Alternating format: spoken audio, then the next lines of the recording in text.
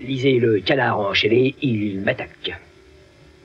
Ben pour ma part, il me satisfait beaucoup. La qualité de fabrication me paraît excellente. Robert Loy. La présentation de la première page est attrayante aussi. Les rouges attirent l'œil.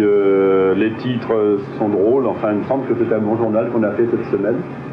Bon, alors quelles sont vos fonctions au Canard enchaîné? Eh bien, j'ai la responsabilité de fabriquer le journal et après de le vendre. Madame Thatcher vous prie d'attendre un instant. Elle étudie ses dossiers. Donc comment s'est passé le passage du plomb à l'offset pour les gens du Canard? Ça s'est fait en 2 temps. C'est-à-dire que nous avons continué à faire la composition en plomb et à faire des tirages sur cellophane. Enfin, ça a été la première démarche. Et la démarche qui d'ailleurs préparait à un passage complètement en photocomposition. Et c'est ce qui s'est passé d'ailleurs au fil du temps, tout doucement, page par page, parce qu'au Canard enchaîné, nous sommes prudents, on aime bien prendre notre temps et ne pas être bousculé. Jusqu'en 1982, le Canard a maintenu la tradition de l'impression au plomb. La dernière forme est conservée dans les locaux du journal. Là, j'ai un flanc. Une fois que la page était composée, avec ses lignes de lino, ses titres, ses clichés, on l'apportait à une presse pour en faire ce qu'on appelait un flanc. Voilà. Roger Le Camus. Alors, si on veut, cette partie-là était à l'envers, cette partie-là le flanc était à l'endroit, et on pressait à l'envers sur cette coquille. C'est ce passé qu'on regrette, parce que ça contribuait un petit peu au bruit. Il y avait un bruit important. Il faut imaginer des locaux qui n'étaient pas toujours très vastes, avec de nombreuses machines linotypes, dont le claquement caractéristique devenait entêtant à force. Chaque linotype possédait un creuset dans lequel le plomb était en fusion permanente, donc il y avait une odeur. Et puis il y avait cette ambiance, une ambiance toute de gaieté, toute de bonne humeur, mais aussi d'agitation, de hurlements, de cris. Les rédacteurs, les journalistes déjà se rendaient au marbre, et c'est une longue tradition au Canard enchaîné. Je continue d'écrire au marbre, je suis la plaie des correcteurs, des metteurs en page, parce que j'ai toujours une virgule qui n'est pas à sa place. Le moment de réflexion se passe chez vous? Ça passe à la maison, oui. Au 173 rue Saint-Honoré, tout commence le lundi matin.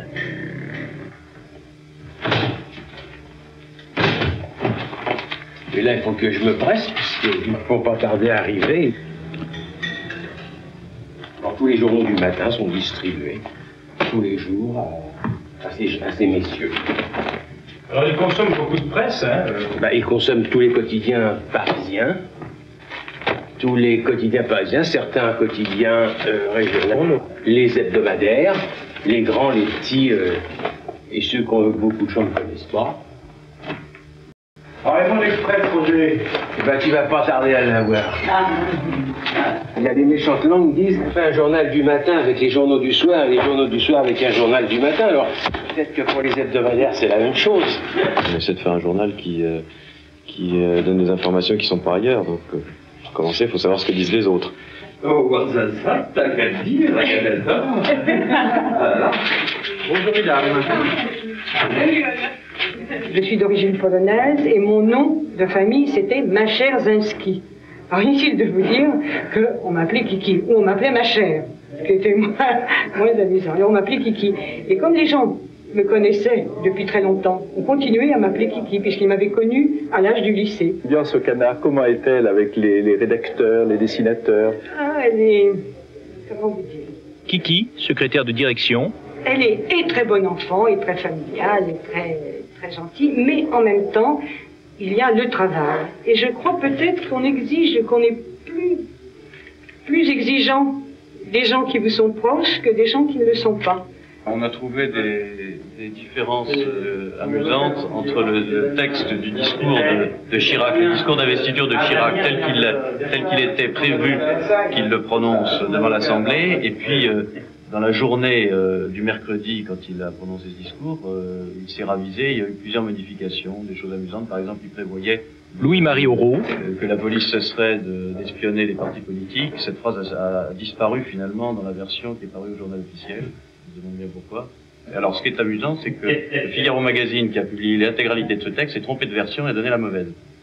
Donc, il suffit de prendre le Figaro Magazine et le journal officiel et de comparer, c'est instructif. Alors le Figaro Magazine est une bonne source d'information pour le canard. Pour une fois, oui. Alors là, nous sommes lundi après-midi. Vous devez remettre vos dessins à quelle heure? En général, en retard. L'app. Moi, en tout cas. Bon, c'est en deux parties que ça se passe chez soi, ça se passe en écoutant les nouvelles, les informations toute la semaine, en faisant sa revue de presse, en ayant coché, noté, puis il faut que ça se mette à bouillir. C'est un peu, vous faites de la cuisine? Non, vous faites pas de cuisine? Un petit peu. La préparation des plats est très importante, hein, je vous signale. Le plat, c'est le plat, mais quand on est bien préparé pour le plat, on fait un bon plat. Les papiers des journalistes arrivent au secrétariat de rédaction. Ils sont révisés par Gilbert Flores, Alain Grandremy, Gérard Jovenet, Jacques Lamal. Très bien, au revoir. On prépare la copie. Je prépare la copie. Enfin, une bonne partie de la copie. Lucien Niel. Je mets la ponctuation, je redresse les erreurs de français, de nom propre, de date éventuellement. Il s'agit pour lui de comprendre. Et s'il ne comprend pas, c'est que c'est pas bon. Parce que s'il ne comprend pas, personne ne comprendra. Et alors, est-ce que vous êtes responsable, par exemple, si un rédacteur a fait une erreur dans son papier? Que j'ai passé? Oui. Je suis responsable. Ça heurte ma conscience professionnelle. Je me sens heurté, parfois.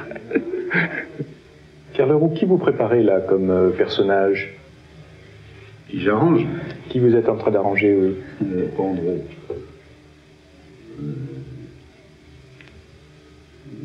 Le flic suprême.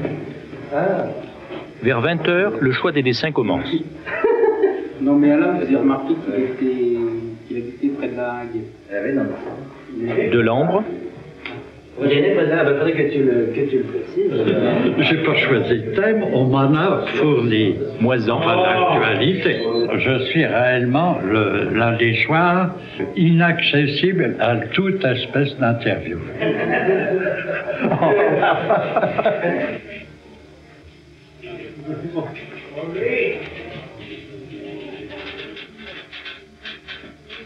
Pancho. Il s'agit de quoi? Camille, tu vas signer aussi, hein? Oui, oui. La lutte anti-alcoolique? C'est la vie. Bah écoute, roule les mécaniques un peu. C'est bon, roule les mécaniques. Regarde le monsieur là-bas. Alors c'est le mardi que ça démarre très fort. Hein. Le mardi, oui. À l'imprimerie. À l'imprimerie, c'est Madeleine Thibault. grande effervescence. La composition du canard se fait le mardi matin à Publication Élysée. Ah oui, là tu prends comme sans frontières, mais avec des... Alors là, comment ça se passe? Il y a des papiers qui arrivent vraiment au dernier moment? Ah, des papiers qui arrivent jusqu'à midi et demi, 1h. M. Mitterrand est arrivé le premier dans une longue Cadillac. Quelques instants après, M. Chirac l'a suivi dans une Cadillac également, mais un peu plus petite. Pour la photo, seuls M. Mitterrand et Reagan ont posé. Ensuite, le président... Le canard se fait comme un quotidien. C'est le seul quotidien paraissant toutes les semaines. Et c'était une définition du père Maréchal déjà.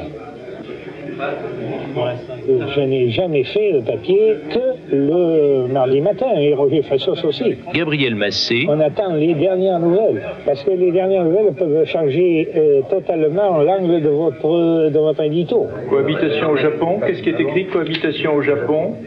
Tonton et Chirac ont fait semblant de faire tatami ami. Qu'est-ce qui passe? La première page du Canard enchaîné, cette spécificité, c'est qu'elle se monte en voltige. Pourquoi en voltige? Parce que j'ai pas le temps de faire des maquettes, que jusqu'au dernier moment m'arrive de la copie, des éléments, que bien souvent les manchettes, le bandeau arrivent tard. Au dernier moment, c'est-à-dire qu'en fait, Jacques Lamal m'a apporté le titre Yamatignon qui a tout raté. En fait, comme c'était bon, il fallait que ça soit plus clair en japonais. Et est-ce que tu ne peux pas essayer de japoniser? Alors donc japoniser, c'est quand même des caractères qui sont très différents des nôtres. Il a fallu simplement rajouter des tout petits bidoules, petits machins, de façon à donner un petit ton, c'est tout, c'est pas autre chose, hein. C'est tout simple, tout bête, quoi. Ça marche toujours la privatisation de la télé? On est en train de répartir les dessins entre les différentes pages d'information. On les répartit en fonction de l'actualité récente et aussi de la dimension du dessin. Alors en principe, tout le monde devrait être là pour les choisir. Michel Gaillard. Mais pour l'instant, je suis tout seul. Le bouclage est vraiment dans une demi-heure maximum. Alors j'en refais un, mais à la grandeur. Là. Il faut que je bouge le trou et il faut que je le fasse tel. Ah, c'est petit quoi, alors j'ai pris une plume. Gabu. Et bon, ben revenez dans une demi-heure.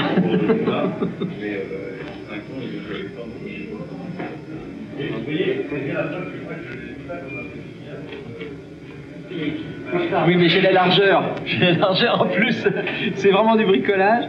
Alors, je le donne à Alain qui fait confiance, il fait des miracles. Lui, on reconnaît le style, mais signe tout de même. Ah, d'accord. Bon, vous allez suivre Alain. Ça, c'est les dernières minutes du bouclage, hein, je crois. Ah oui. Tu le découpes, hein. Tu ferais le rond rouge vif avec ton IA, ton noir dessus.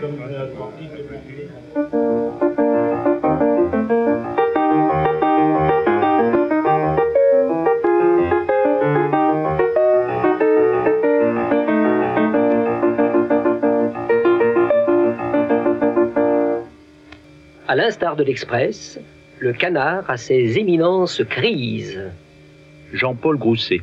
Ah ben, on aime bien Grousset parce que il a une telle virtuosité dans le calembour qu'on cite souvent des choses de lui, enfin les lecteurs du Canard. Tiens, ça pourrait être du Grousset, dit-on. Comme on disait, ça peut être du Bréfort. Ça peut être du Bréfort. Contre le mythe de Gaulle, le Mitterrand. Il y a une chose qui permet de renouveler les calembours, c'est l'actualité. C'est une façon de dire brièvement des choses qui prendraient beaucoup de lignes. Ce n'est pas la seule manière qu'a le Canard d'être drôle, le calembour. Ah, en tout cas, le Canard est certainement celui qui utilise le plus le cabochon. Alain Grand-Remy. Eh bien, un cabochon, c'est un petit dessin qui s'intercale comme une pause à l'intérieur d'un article. C'est à la fois une respiration, un petit clin d'œil, une illustration, et puis une façon aussi de reposer l'œil. On peut dire qu'un cabochon, c'est un dessin politique ou d'actualité ou un portrait en réduction. Donc le talent, lui, n'est pas réduit. Il y a ici, parmi les anciens, des cabochons de Monnier.